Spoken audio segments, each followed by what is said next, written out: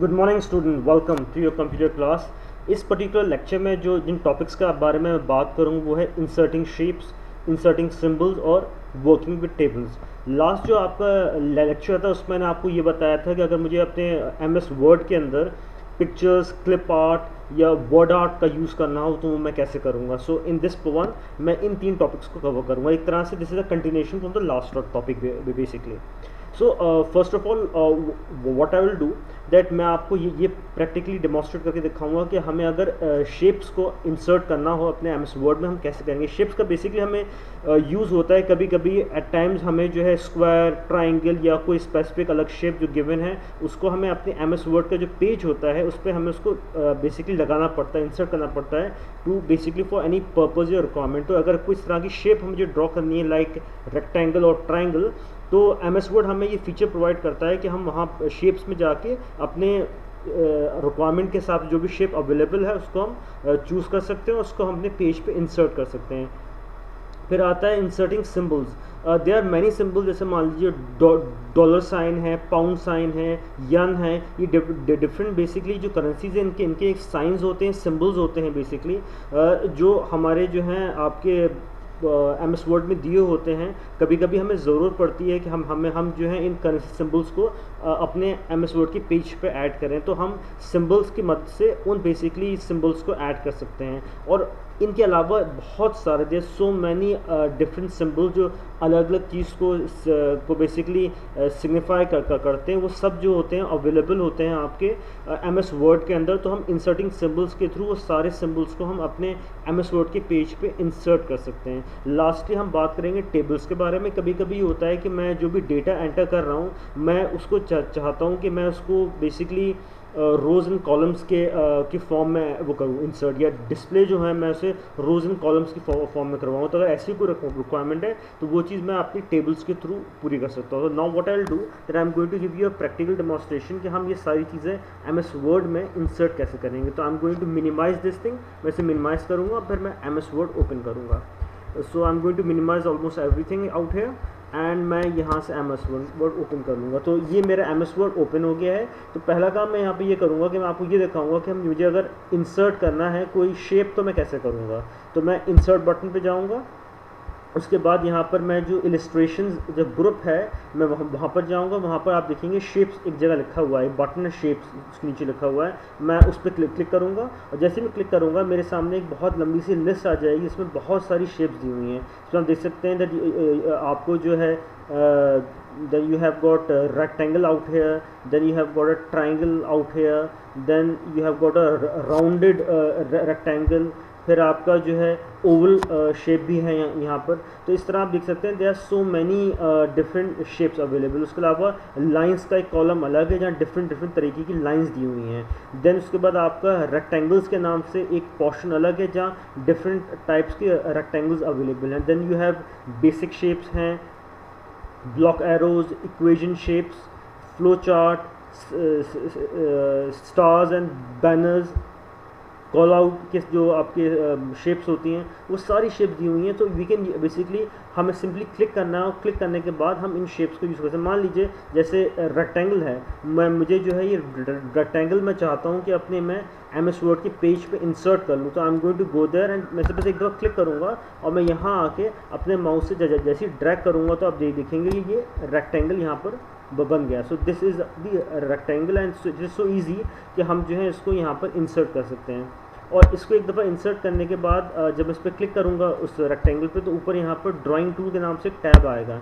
मैं जब यहाँ पे क्लिक करूँगा तो मेरे सामने I have got so many different commands, different options available, जैसे शेप स्टाइल्स हैं आपके, और आपका जो है इसके अंदर आप देखेंगे शेप स्टाइल्स के अंदर आपके बहुत सारे डिफरेंट टाइप्स ऑफ रेक्टेंगल दे रखे हैं जिसमें डिफरेंट कलर्स दे दिए हुए हैं यहाँ पर। तो यहाँ से जाके मैं उन रेक्टेंगल्स के कलर्स चेंज कर सकता हूँ। और आई कैन बेसिकली अगर मैं कोई बैकग्राउंड कलर नहीं चाहता, I simply need a blank white background, तो मैं यहाँ के क्लिक कर सकता हूँ। तो आप देखेंगे कि इसका जो बॉर्डर है वो तो ब्लैक है बट इसके अंदर कोई कलर नहीं, ये ब्लैंक है एक्चुअली। अगर मुझे बॉर्डर कलर चेंज करना है तो मैं यहाँ जाके क्लिक करके बॉर्डर कलर भी चेंज कर सकता हूँ। तो ये basically these are number of things जो आप शेप्स के साथ कर सकते हो। उसके अलावा अगर मुझे यहाँ पर कोई और शेप इंसर्ट करनी है तो अब मैं फिर से इंसर्ट पे जाऊँगा फिर से शेप्स पे क्लिक करूँगा, इस दफ़ा मैं जो हूँ यहाँ पे ओवल चूज़ कर लूँगा and I can insert a oval here. ठीक है, तो मैंने यहाँ पे ओवल को इंसर्ट कर दिया। तो ये आपका तरीका है जिसके थ्रू आप शेप्स को इंसर्ट कर सकते हैं। And I will kind of like request you कि आप इसको जिन बच्चों के घर पे कंप्यूटर है वो इसको खुद भी ट्राई करके देखें, बिकॉज यहाँ पर बहुत सारी शेप्स हैं। आप जो है इसे ओपन करें और जितनी भी पॉसिबल शेप्स हैं उन सबको आप इंसर्ट करके देखें कि वो कैसी दिखाई देती हैं आपके MS वर्ड के पेज पे। तो ये तो हमारे सिम्बल्स हो गए। Now let's move to sorry, ये आपके शेप्स हो गए। Now let's move to symbols. तो मैंने आज अभी जो आपको बताया वो शेप्स थे, अब हम बात करेंगे सिम्बल्स के बारे में। तो सिम्बल्स के लिए मुझे क्या करना है, मैं अगेन इंसर्ट टैब पे आऊँगा और मैं अपने बिल्कुल राइट हैंड साइड पे जाऊँगा और वहाँ आप देखेंगे कि टॉप में जो आपके रिबन है उसका बिल्कुल जो राइट हैंड साइड एंड में सिम्बल्स एक जगह लिखा हुआ है। तो मैं वहाँ जाके जो सिम्बल का बटन है उस पर क्लिक करूँगा तो आप देखेंगे आपके यहाँ पर बहुत सारे सिम्बल्स अवेलेबल हैं। ठीक है, तो मैं यहाँ से कोई भी सिंबल क्लिक कर दूंगा और वो मान लीजिए मैं यहाँ पर जो हूँ यूरो का एक सिंबल है, मैं उस पर क्लिक करता हूँ। आप देखेंगे कि यहाँ पर ये यूरो का सिंबल यहाँ पर आ गया। मैं इसको ज़रा बड़ा कर देता हूँ आप लोगों के लिए तो आपको ज़्यादा बेहतर समझ में आएगा। तो ये यूरो का सिंबल है, यहाँ पर इंसर्ट हो गया है। इसके बाद अगर मान लीजिए कि आपको जो गिवन सिंबल्स के अलावा और भी सिंबल्स देखने हैं तो आप यहाँ मोर सिंबल्स में आएंगे तो आपके सामने एक बेसिकली एक विंडो खुलेगी जिसमें और बहुत सारे सिंबल्स दिए हुए हैं। तो यहाँ से भी आप इन सिंबल्स को क्लिक कर सकते हैं। मान लीजिए आपको ये NO लिखा हुआ है, इसे बेसिकली इंसर्ट करना है। आपने ये सिलेक्ट करके इंसर्ट बटन दबाया, आप देखेंगे यहाँ पर साइड में ये सिंबल इंसर्ट हो गया। इसी तरह आपने पाउंड का सिंबल है उसे इंसर्ट करना है, क्लिक करके आपने इंसर्ट दबाया और यहाँ पर पाउंड का सिंबल इंसर्ट हो गया। तो ये तरीका है जिसके थ्रू आप सिंबल्स को एक तरह से इंसर्ट कर सकते हो। तो अब हम लास्ट चीज़ अपनी देखेंगे टेबल्स। अब हम बेसिकली देखेंगे अगर हमें टेबल्स को इंसर्ट करना है तो हम कैसे करेंगे।